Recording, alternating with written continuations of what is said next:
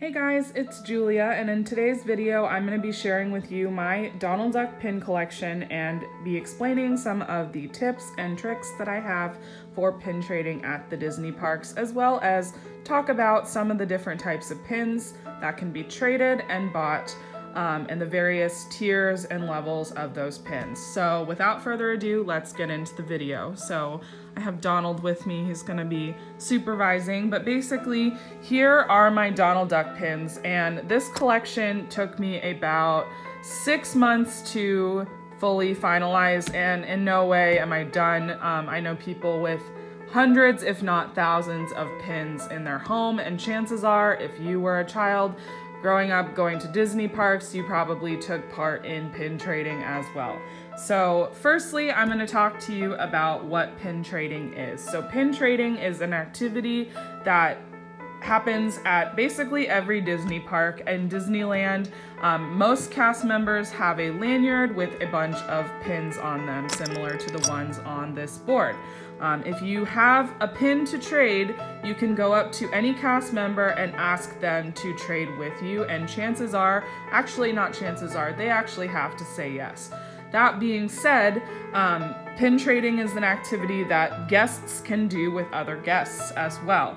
And there are many different locations throughout the park that guests will partake in pin trading. At the Disneyland Resort, that is usually in Frontierland, and it happens in a very specific area. There are also places like the picnic area in the Esplanade where on Sundays people will pin trade, as well as places like Disneyana conventions and hotels, and then even just at various points of purchases around the park. So basically, most shops at the Disneyland Resort have a pin board, and a pin board, it doesn't look as hectic as this, but it's usually a bulletin board or a cork board where people will put pins, and if you happen to have a pin, you are allowed to make up to 2 trades from any board at one time, and basically you leave the pin that you're giving away and you will take the pin that you would like. However, it's kind of an honor system. You need to tell the cast member that you are taking pins so that way they don't think that you're stealing.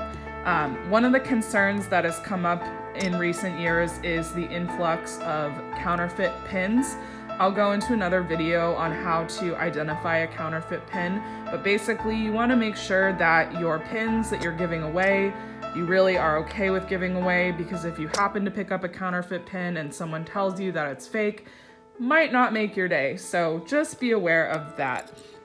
So without further ado, I'm going to be going into some of the pins on this board and explaining the types of pins that are out there and how to appraise your pins online, as well as understand the value of your pins.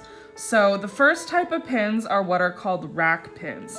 And rack pins are pins that can be found on basically just normal Disney store walls. And for example, this one, it says the original Angry Bird, quack quack. This is a Donald Duck rack pin. And all Disney pins nowadays have this Mickey background, and that's to help authenticate them, as well as these little, I don't know what these are called. They're like little hook things. And this is to ensure that the pin doesn't constantly rotate when wearing it. And they all will have a seal on the back that includes a production year, as well as this little Mickey. So that's kind of their way of authenticating. But do note that so many counterfeit pins these days have some, if not all, of these features. And then it comes down to literally like looking at the paint and or going to an expert that knows what they're talking about. So this is what's called a rack pin. Rack pins are anywhere from, I've seen some as cheap as like $6 and upwards of $17. And frankly, if you're on a budget or trying to grow your collection without spending too much money, I would discourage buying rack pins as much as possible, just because you could easily buy 4 or 5 rack pins and have spent $100. My first pin collection, I maybe bought about 10 or 15 pins. I did have access to the cast member store and I got them for $1, but I ended up trading up to get more pins that were more valuable. And then after you get more valuable pins, you can trade them for even more valuable pins. So chances are the types of pin traders you're gonna see at the parks are twofold. There are the people that have been pin trading and collecting for their entire life or young adult life and have book upon book of pins. And they're pretty stingy about what they will trade for when it comes to you asking for one of their pins. So chances are they're usually gonna not wanna immediately give you a pin unless you have something really valuable like a limited edition or limited release pin, which I'll go into detail later and show some examples of those. The other type are the casual pin traders, the people that go up to boards for fun. They could be younger children or people that just, if they like the pin, say it has Ariel on it, they're just gonna pick it up because it has Ariel on it. They don't care if it's fake, they don't care if the quality is terrible, they will just pick it up. So that being said, I'm gonna sort of go through what is considered valuable, what is considered like normal, like these rack pins, and what are some of the different distinguishing features of these pins. So one of the things that immediately depreciates a pin's value is a year. So for example, this is a Donald Duck Disney Movie Club pin, and it's celebrating his 75th anniversary. And a lot of the older pins don't actually have the Mickey background. They're actually just matte like this. So don't always jump to the conclusion that a pin is fake just by looking at it. This is probably a bad example, but anything that has a year on it. So for example, I had some Donald pins that had 2008 emblazoned on them. Oh, here's a good one. Oh wait, no, that's not one. I actually put, okay, perfect, Mardi Gras 2018. So stuff that has a recent year on it, like 2018, we're now almost in 2019, but basically anything that has a year on it automatically is not considered very valuable yet. So I'm not gonna say throw out all the pins that are, from the last 5 years, because chances are in 30 years when no one has these pins anymore, they will be more valuable. So that's one of the indicators of value, that a pin may not be as, valuable now, but that's not to say you shouldn't hold on to it. Another thing that depreciates a pin value is something that is seasonal. So all of these Christmas ones, I have a lot of them, but basically the Christmas and holiday pins that Disney puts out, people aren't necessarily going to be holding on to these in their private collections simply because they are very ephemeral. They came out during a holiday season, or they were, a limited seasonal event like Mardi Gras or Cinco de Mayo. However, again, there's a caveat to this. You don't want to necessarily ditch all your holiday pins either, because a lot of the pins that come out during holidays are what are called limited edition pins. Disney releases a handful of these almost like every week. And usually the lot size is around 3,000 to 4,500. Sometimes it's a really bizarre number like 2,800 or 7,500. If it's like the 75th year of a movie, they'll like throw in a fun number. So limited edition pins are obviously of more value, and especially if the limited edition pin has multiple textures, materials. Usually the standard pins are like this cloisonne paint. There's not any glitter or any sort of embellishments, but for example, this Mardi Gras one, you have multiple layers of metal as well as the glitter background. So this pin automatically, it looks better, but it also, is worth more than something like this. The second thing that you want to look for are limited edition pins that have a really small lot size. So this one is actually from, as you can see, 2008, and the lot size on this one is 300. So when appraising this pin, I think I found out it to be around $50 to $60, and the person that had this pin, I don't know what they got it for, but knowing that information already, this would be considered a valuable pin to trade for something like a Walt Disney Imagineering pin, I'll go into that later, or something of a similar edition size. If you are super focused on what the pin is worth, you can always go on to eBay, and what you want to do is filter to the sold section or you can go onto a site called disneypins.com and look at the pin that you have in question, and you do that by sort of entering descriptors. So for this one, you could type in like Haunted Mansion Donald Crypt pin, and chances are it'll come up. They have thousands of pins in their database. It'll show you the year in which it was produced, as well as the lot size, as well as other information like how much it was in 2010 or whenever the pin was made. Okay, so that was a lot of information. The next type of pin, so we covered limited edition pins. The next type is called a limited release pin. So this is a limited release pin, and it was part of a mystery set. A mystery set is a group of pins that come in boxes that you cannot tell what you are getting. You purchase them blindly, and basically people will try to collect every item in that set, making it more valuable if you've collected the entire set or have traded up for the entire set. That said, they are also very easy to replicate and produce fakes, so you have to be careful.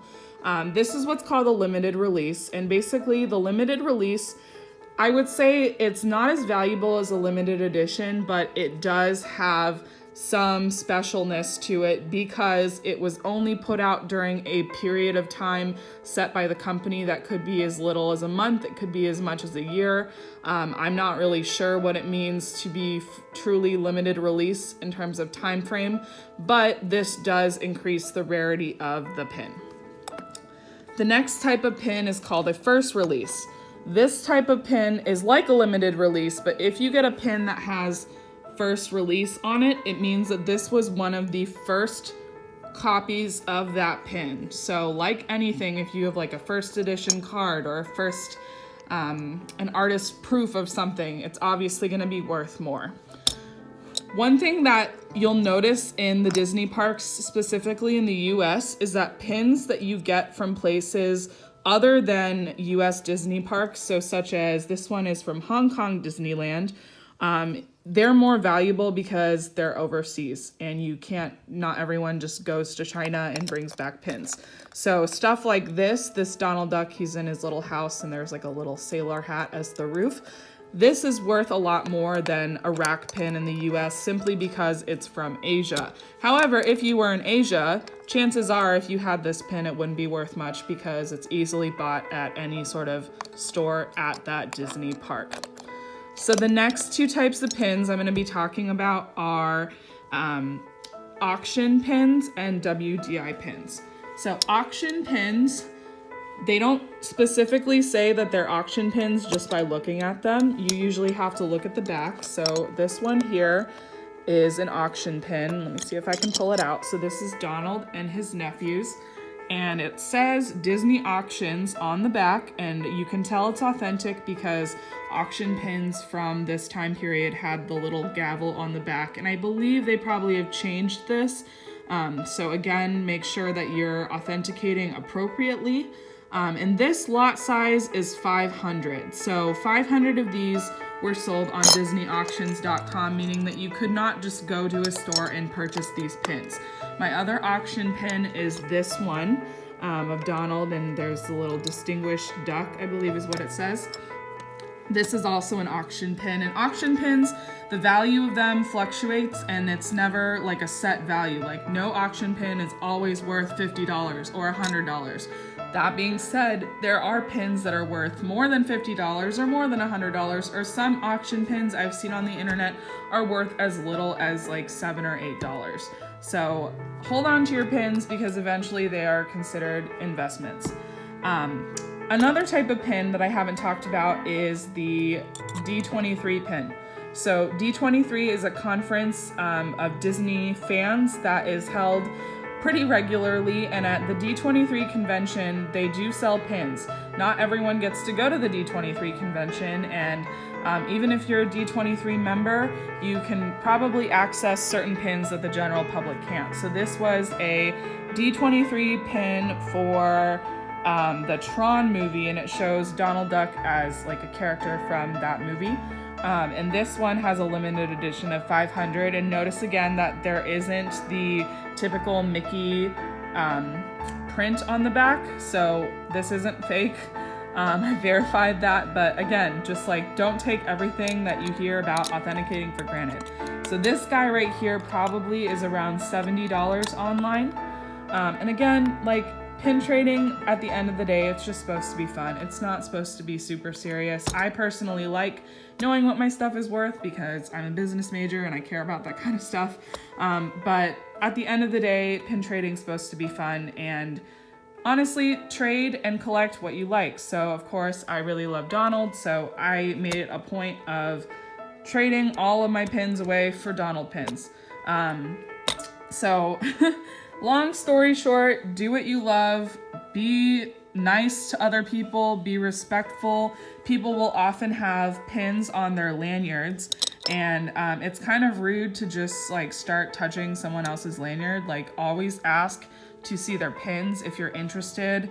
Ask if they trade, don't assume they trade. A lot of people will just wear their pins as kind of like their pride and joy, and they don't necessarily want people coming up to them and asking to trade with them. So be careful that you're, not just imposing on other people's boundaries. That being said, pins are super cool things to collect because they will always be coming out with new pins. Pins never just stay obsolete. The last type of pin you can get are pins from the Disney store. So this one is from the Disney store. I'm not really sure what year this was. It doesn't say, but this is a limited edition of 5,000.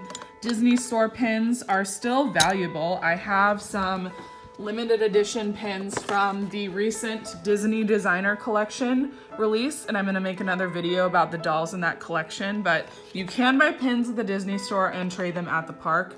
Not, a guarantee that other people are gonna have them, but that's another way to acquire pins if you're not constantly going to Disneyland.